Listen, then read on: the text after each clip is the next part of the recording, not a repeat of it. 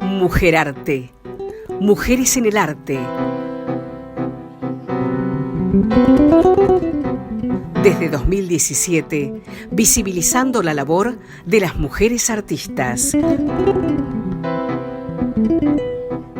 Mujerarte. Artistas en pie de igualdad.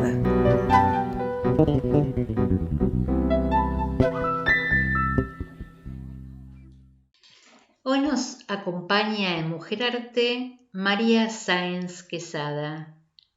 María es licenciada en Historia, profesora y escritora, también investigadora. Es directora honoraria de la revista Todo es Historia. Entre muchas otras actividades, es miembro de la Academia Nacional de la Historia de la República Argentina y vicepresidenta de la Fundación CONEX, entidad de la cual recibiera su galardón de platino en 2004 en la disciplina Biografía. María es autora de innumerable cantidad de libros, entre los que podemos mencionar La República Dividida, Las cuentas pendientes del Bicentenario, Mujeres el largo camino, El Estado rebelde, Los estancieros, y su emblemática Mariquita Sánchez, Vida política y sentimental, cuyo tema hoy nos convoca. Bienvenida, María, ¿cómo estás? Bien, muy bien. Gracias por la invitación, porque hablar de Mariquita para mí siempre es una fiesta. Y si sos la persona indicada para contarnos acerca de Mariquita, porque la has estudiado, has leído y has reflexionado acerca de ella, has visto documentos, así que contanos un poquito cómo fue tu acercamiento, Mariquita. El acercamiento se lo debo mucho a la mesa familiar. En mi casa se almorzaba y se hablaba mucho de temas culturales. Y cuando en mi familia llegó el libro de las cartas de Mariquita, editado por Clara Vilaseca hace muchos años, empezaron a comentarse todas las frases, las historias de Mariquita, como algo, o las sentencias de Mariquita, como algo maravilloso. Yo quedé ahí porque era una chica todavía sin haber definido mi vocación, y años después, cuando empecé a escribir en toda esa historia, se me ocurrió, como uno de mis primeros artículos, hacer algo sobre Mariquita sobre la base de esas cartas. Recuerdo que entonces un descendiente de ella, Lesica, descendiente de Florencia, su hija mayor y su más entrañable compañera de toda la vida, me invitó a su casa y me dijo: mire, yo tengo acá el archivo, ¿quiere escribir su biografía?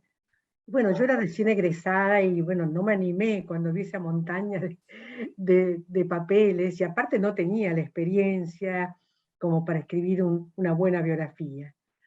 Años más tarde ya sí la emprendí por mi cuenta, hablé con una editorial, le gustó, y bueno, conseguí, no de la misma manera, porque ya el archivo estaba dividido, pero conseguí con unas muy generosas descendientes de ella me dejaran consultar todo lo posible.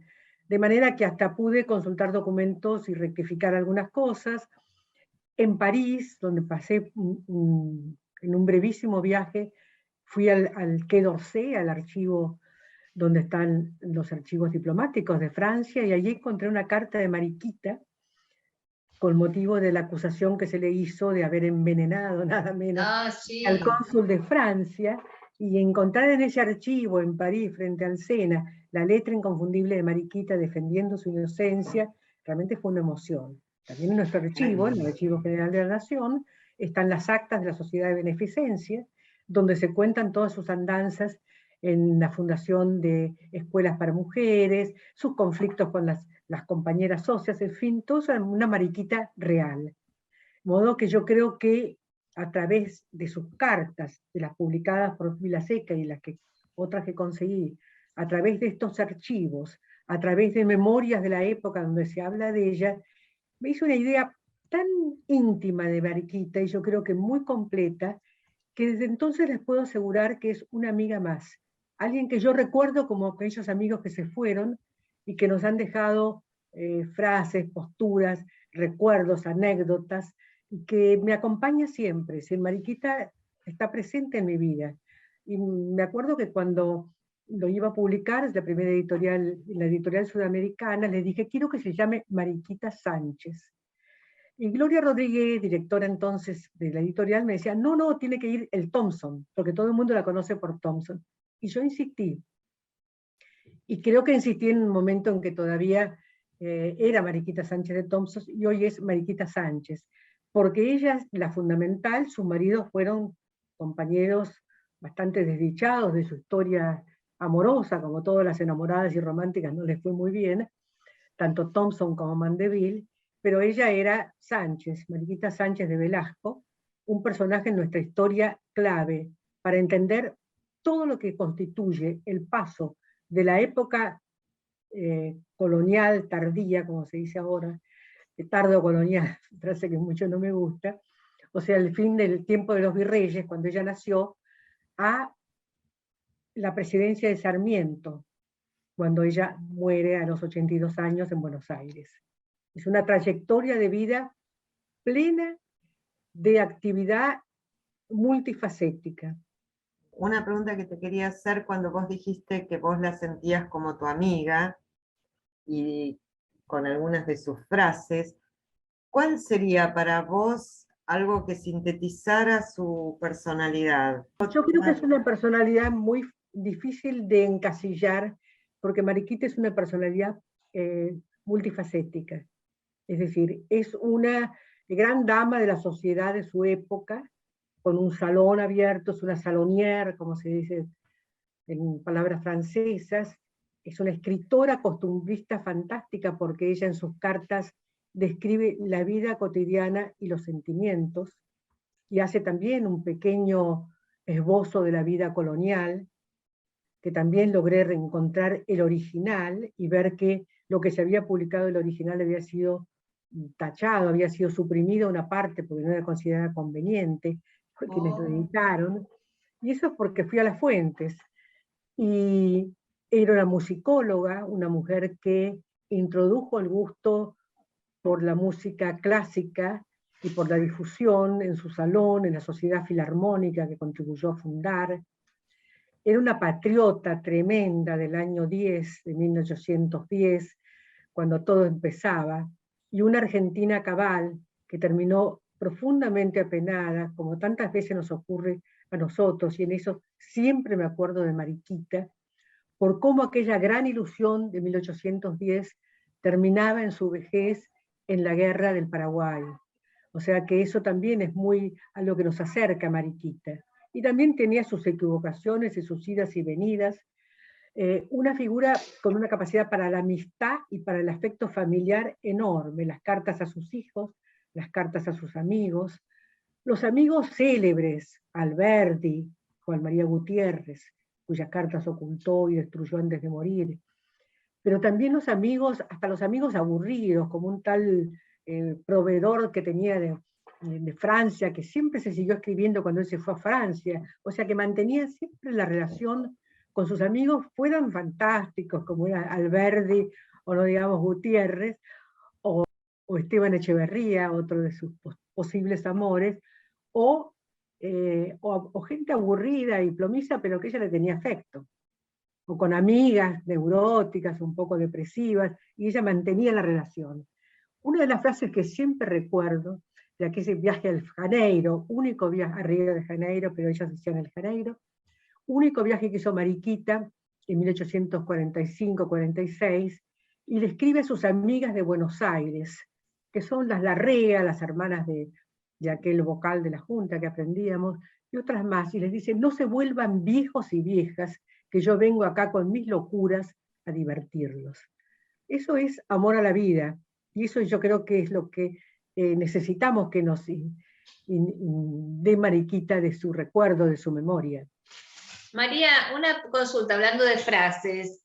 En el final de tu libro, vos haces mención a una frase, o será que yo entendí mal, a una frase escuchada en tu casa de chica sobre Mariquita que te movilizó a seguir a ella como personaje.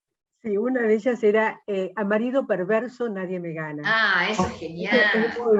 Es muy buena, porque además, como me decía una lectora del libro, en realidad ella mantenía siempre la relación con el marido, aunque estaba separada, había algo entre ellos, porque su segundo gran amor fue Washington de Mandeville, algunos años menor de ella, que ella francés, que se casó con ella, le sacó toda la plata, la Ay, arruinó, pero le dio 3 hijos que finalmente también fueron sus compañeros, y la vinculó a Francia, que ella adoraba a Francia, en la época de Mariquita de la cultura francesa, es realmente un vínculo que con aquella cultura brillante del siglo XIX francés.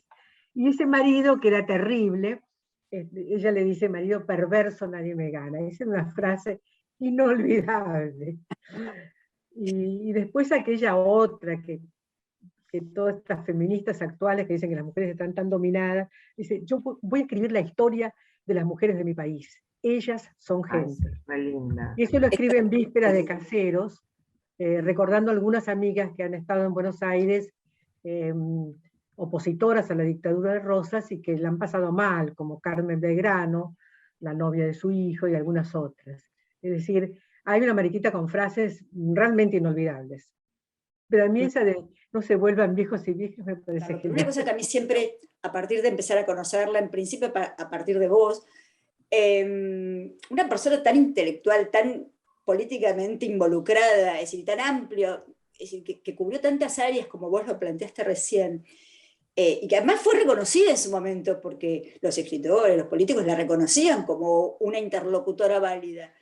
¿Cómo es que nos llega, por lo menos en la época que yo hice la primaria, cómo nos llega solamente como una anfitriona?